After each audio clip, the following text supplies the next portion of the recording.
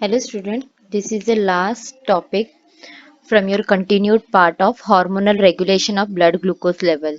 That is, we are going to study epinephrine and cortisol, the last two hormone, as well as we are going to study about diabetes mellitus. So let's start with the topic epinephrine. Epinephrine is a hormone that is being released during a state called flight or flee. So, in that condition, your hormone, in that confronted condition, your hormone get released due to the signal given to it with the help of brain, right? So, the brain or neuron will signal adrenal gland, right? Adrenal gland. First listen what I'm talking, then we'll go about the details. Fine. So your epinephrine is going to get released out of a adrenal gland. This adrenal gland, which is present in our kidney, that is above the kidney, this will release a hormone called epinephrine. This epinephrine is majorly secreted by the adrenal medulla part of your adrenal gland, right? Then once it get released during a state, that is your flight or flight. Here I'll try to explain you what such condition is. You can see the girl is running, right? So if this girl is running, she is trying to get escape of this mouse. She is very much afraid of this mouse, and she wants to get escape out of the condition what she is facing. So what she can do is either she can fight back with the mouse, or else she can run out of the situation. So she is trying to run. She's having many more stress in her mind. So what she is trying to do is she is trying to run out of the condition. So during this state, what will happen? Your brain will get signal, and it will try to signal to the medulla of your adrenal gland, and then from there your epinephrine will be released. Now why I require epinephrine? Why? Yes, the requirement of epinephrine is because in such condition we can see when we are running we require more amount of oxygen, and then too if we are running in a more stress condition we'll be requiring more amount of oxygen, right? So this oxygen which is uh, which is required by her should be more. So epinephrine is trying to make the condition favorable, right? So the condition will be made favor with the help of epinephrine. So what epinephrine is doing is it is trying to give us a more amount of oxygen. Yes, along with oxygen we also need energy. So energy will be supplied with the help of fuel. So in all, epinephrine has a work to do with our physiological state as well as our metabolic phase. So what epinephrine will do is it will try to give us more amount of oxygen and glucose.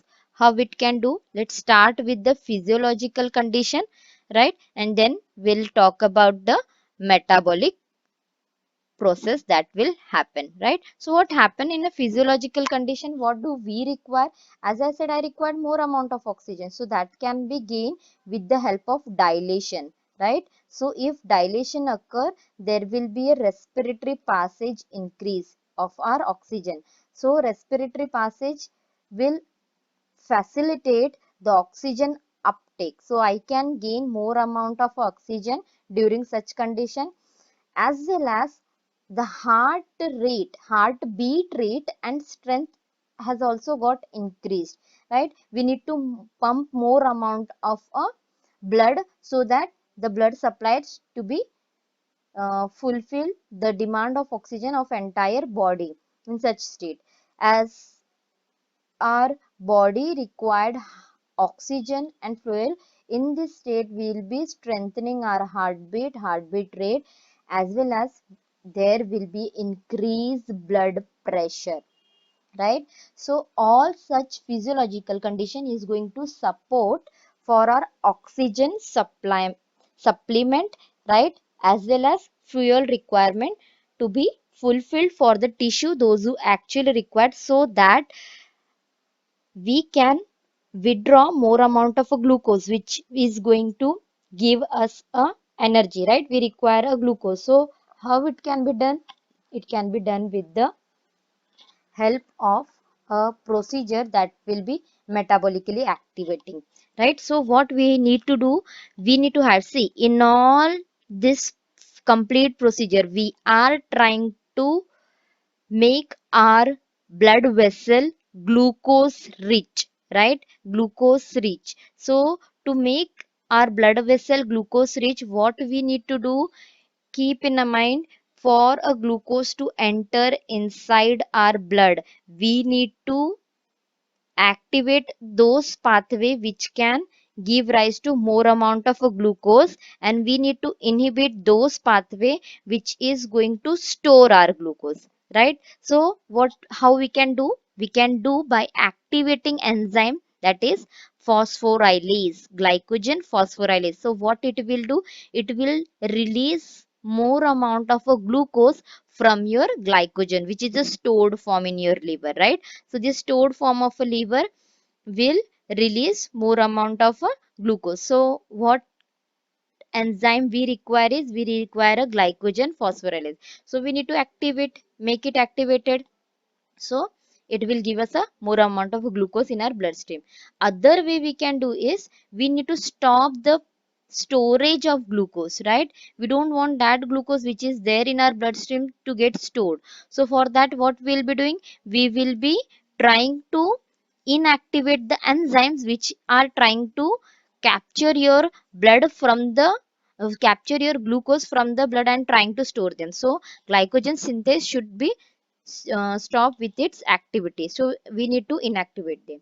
So as we are trying to get a glucose from the stored form, we are trying to get it from where all we are having the sources, right? So other part I can do is, as we are in a state of a fleet or a fly field, so what exactly happening is, we are suffering from the anaerobic condition. So in that, muscles are majorly suffering from the anaerobic. We are trying to get more amount of oxygen, right?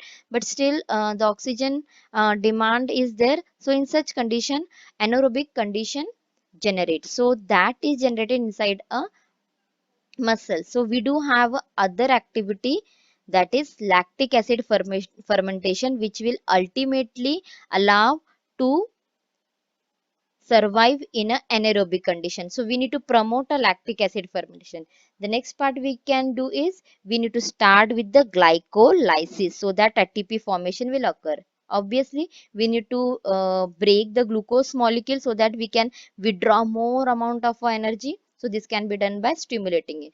Other part we can do is, we can stimulate a fat metabolism, right? Again, the fat is a energy molecule. Once we break it down, we can convert into a glucose. So and that glucose can be used for the ATP formation. So finally, this stimulation of fat metabolism also will give us a more amount of energy. So these are the different metabolic pathway changes required to be made during your confronted condition, right? The other calculation, if we make, we will come to know that in all, your epinephrine is stimulating your glucagon, right? It is trying to stimulate your glucagon. So what is the effect of a glucagon? In our last video lecture we studied, it is trying to restore the blood glucose level, right? It is trying to blood glucose level, so we need to stimulate it so that it can help our epinephrine to increase the amount of a blood glucose level. The other part is, we need to inhibit the insulin secretion, because this insulin is trying to store the, our very first video lecture, it is trying to store the glucose from your blood into the glycogen form. So we need to inhibit this. So this is how your epinephrine is working to help us bear this fleet or fly condition. Fine. So next is your cortisol hormone. Now the cortisol hormone is actually required for the stress condition. You can see from the depicted picture that one girl is stressed up due to the many more thoughts in her mind, that is job, classes, exercise.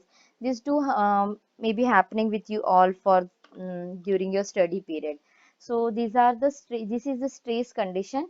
So during stress condition, again what we required more amount of glucose in our bloodstream. Again the same condition, but here we don't require our glycogen storage to be stopped. What is happening in your epinephrine? Fine. So it is working in a direction so that your more amount of a glucose will be added into the bloodstream. So what all we need to do is we need to do a activity which is going to target our glucose to add up into a blood vessels. So what is the role of your cortisol? The actual role of your cortisol is to alter the metabolic activity in such a way kind and amount of enzyme which is synthesized will be regulated, as in we are going to act upon the kind and amount of enzyme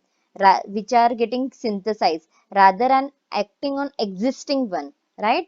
This is the difference. It is not going to act upon the existing one like as epinephrine. It is going to act upon the enzyme which is synthesized kind and amount of those enzymes. So what it is trying to do is it is trying to provide us a fuel in such condition, right? So that I can withstand with the stress. So the targeted tissue for this is muscle, liver and adipose tissue. Now again, like your epinephrine which has got secreted from your adrenal gland, the cortisol also gets secreted from the same gland, but the portion from which it is getting secreted, that is different. That is, it is secreted from the adrenal cortex, whereas your epinephrine is secreted out from your adrenal medulla. Fine. So let's talk about the metabolic changes that happen.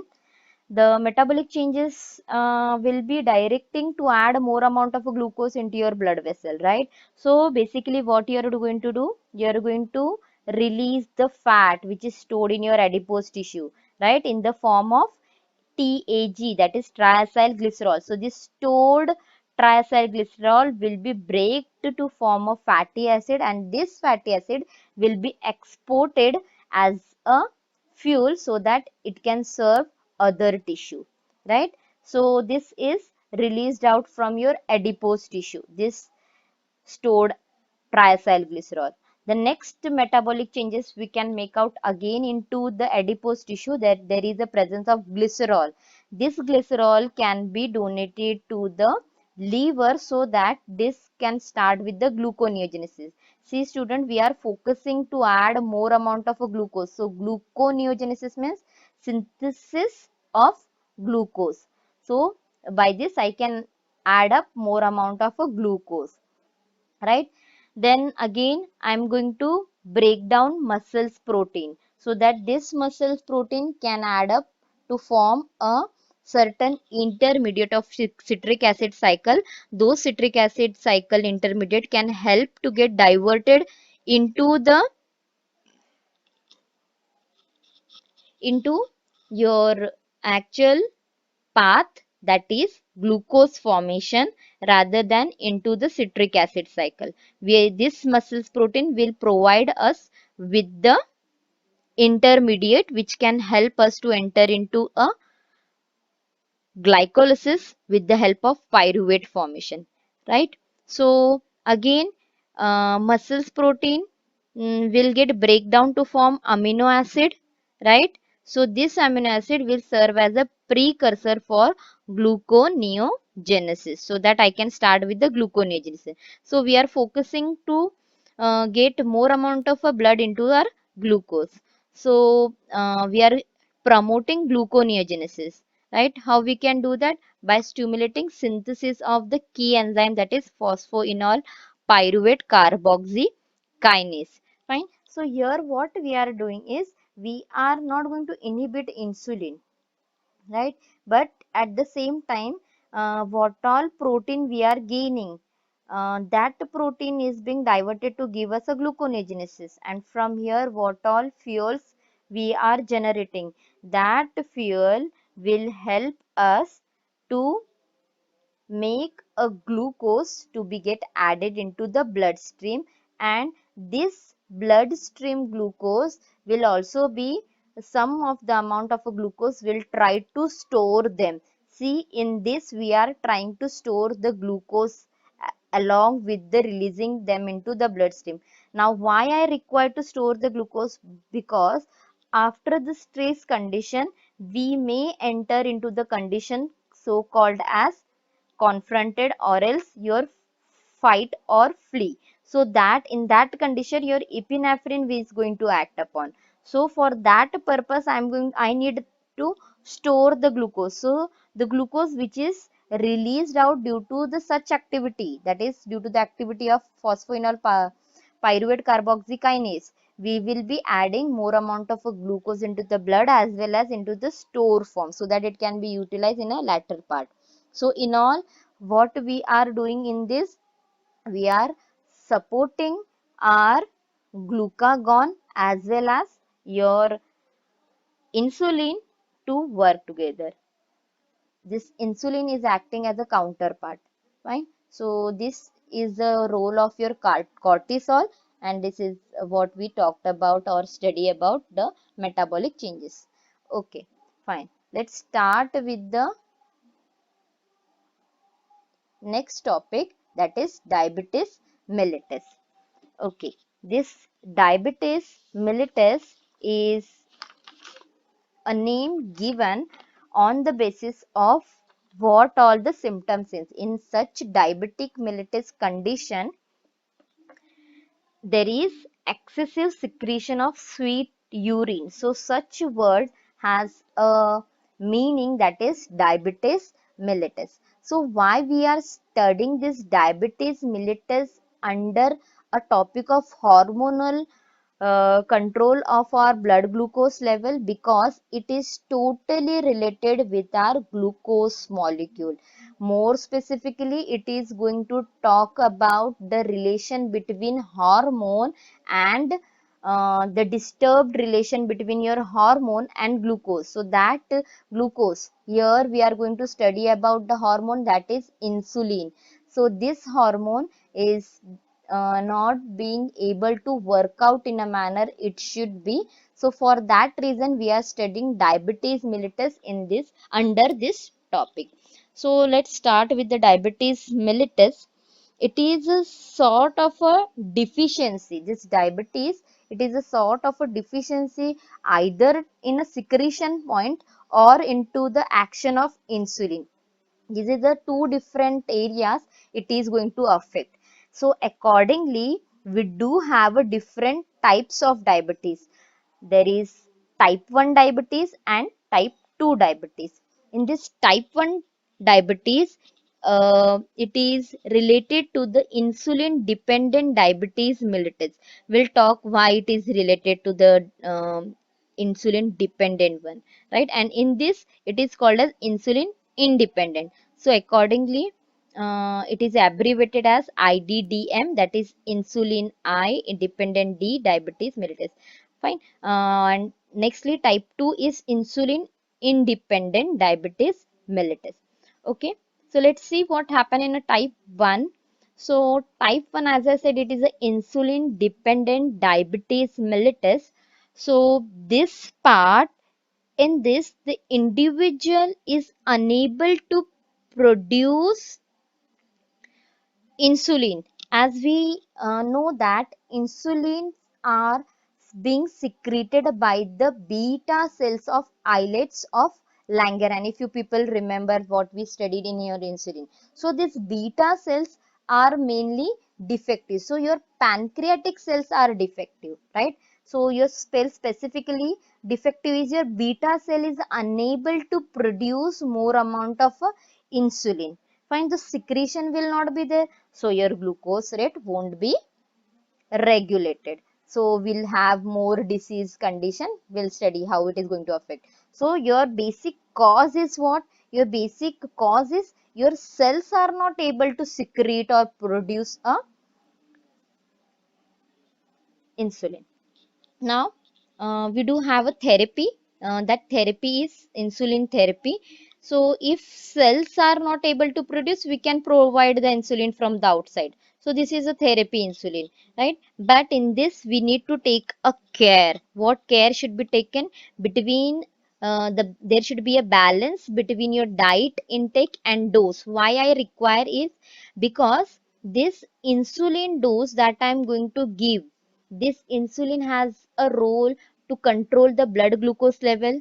So this blood glucose level, if it is lowered, as in regulated at a particular point, if you are going to provide a diet, suppose you have given a diet to a individual, right? A carbohydrate meal is given, so that carbohydrate meal will release certain amount of glucose. That glucose will be reacting with the dose of insulin provided, right? If that diet has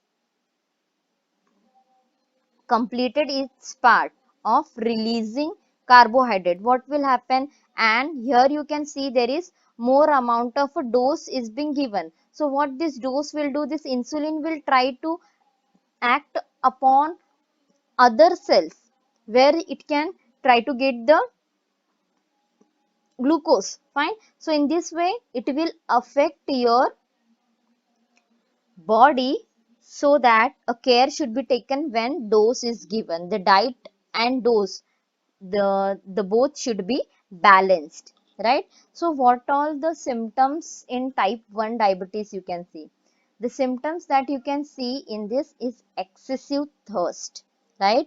This excessive thirst is um related with your frequent urination, right? There will be frequent urination. That frequent urination is polyuria, right? And then why we will be suffering from the polyuria? Because we do have a condition polydipsia. This polydipsia is due to what? Yes, polydipsia is your actual intake. See, if urination is continue, your body will end up with the trying to get more amount of water. So you are gaining more amount of water. So what is happening is you are leading to the excessive thirst. Fine, more amount of that is frequent urination will cause due to the intake of more amount of water. And this more amount of water, why we are taking? Because we are suffering from the excessive thirst. Now all this thing is happening. Why this thing is happening? Because we do have more amount of glucose in our blood, which is getting excreted out through urea. So this glucose is allowing, this is resulting into the polyuria and polydipsia.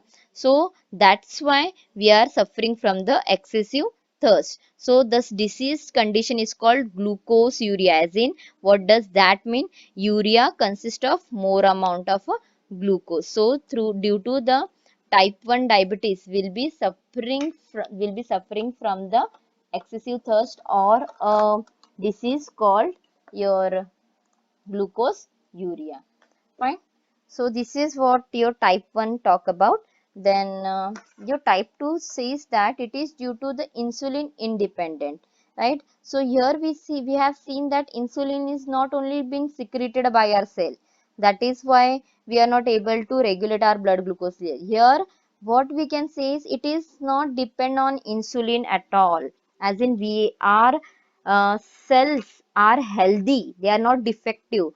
Cells are healthy to give us a insulin, but the receptors, as in regulatory activity, the receptor which will respond to the insulin will be defective, right? And hence it is insulin independent. It is not depend on insulin, it is depend on some other factor.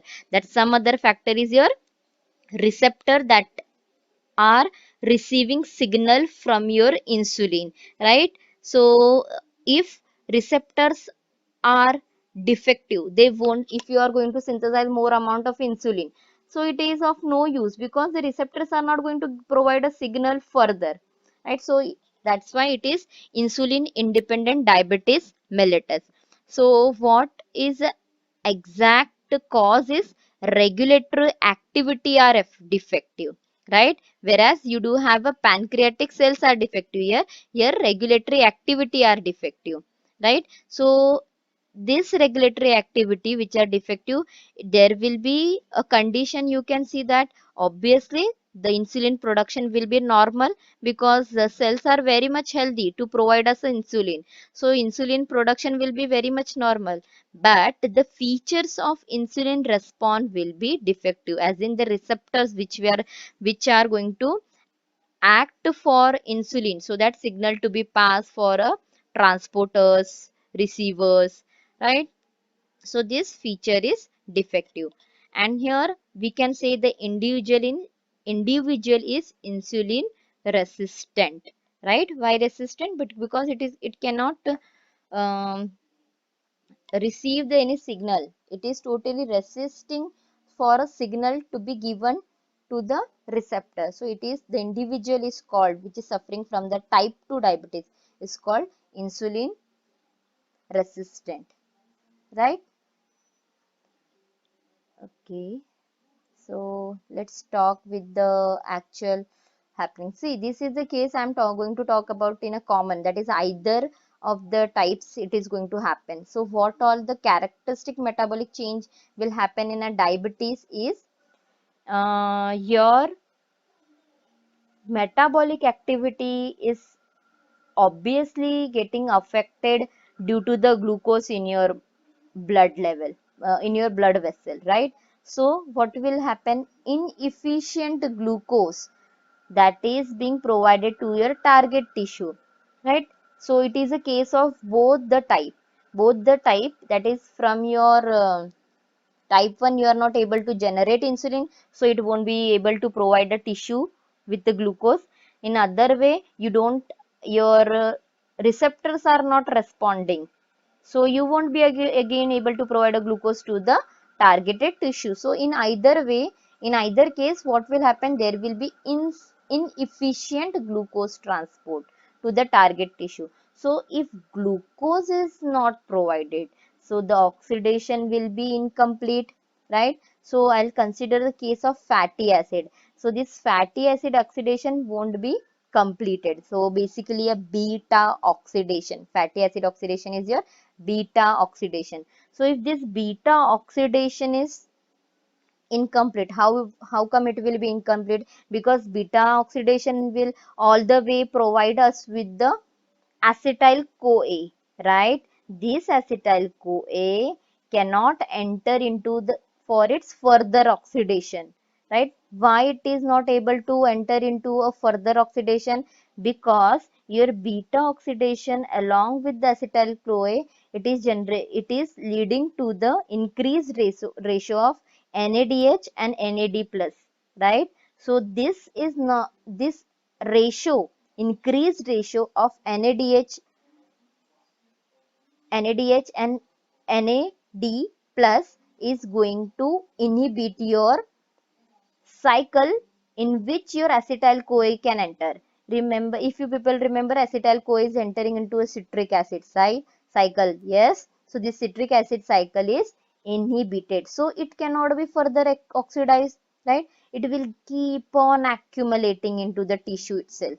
So the accumulation of your acetyl CoA result into the overproduction of your ketone body, acetoacetate, beta hydroxy butyrate. So along with the more amount of a glucose, what do you have in your blood? You as in diabetic patient to have a ketone body, acetoacetate, beta hydroxy butyrate. So these are the overproduction that is being found in a diabetic patient. So now what it can result into, right? So these ketone bodies which are going to get released, this ketone body will be getting increased, right? This increase will lead to the condition called ketosis, right? Ketosis means what? Presence of ketone in your blood and your urine. So the condition is called ketosis. So if the more amount of a ketone is present in your blood, the condition will be called ketonemia, right? If it is present in a urine, keto group is present in your urine, ketone body, so it will be called ketone urea. Fine. Next, it can cause acidosis. How come this acidosis is going to form is due to the presence of keto body, right? Basically this ketone body is carboxylic by nature, right? I'm telling you the reason why acidosis will occur, right? You got the reason of this thing. I'm explaining why acidosis will result. That acidosis will result due to the presence of ketone body, right, inside our blood. This ketone body is basically carboxylic by nature, so it is a carboxylic acid. So this carboxylic acid, it this acid production, it will, it has activity known as, acid has activity to ionize and release the proton, right? If you know the acid activity, so basically releasing of proton will do what? Acid production will be more. So this acid production will overwhelm the capacity of a blood bicarbonate buffering system, right? So your bicarbonate which is present, that bicarbonate will be get disturbed due to the acid production, and the pH of blood will be lowered due to the more amount of acid, and it will result into the acidosis, right? As this acid is having along with the acid a keto group, it will generate a condition called ketoacidosis. In this condition, it can also result, or it is a life threatening part.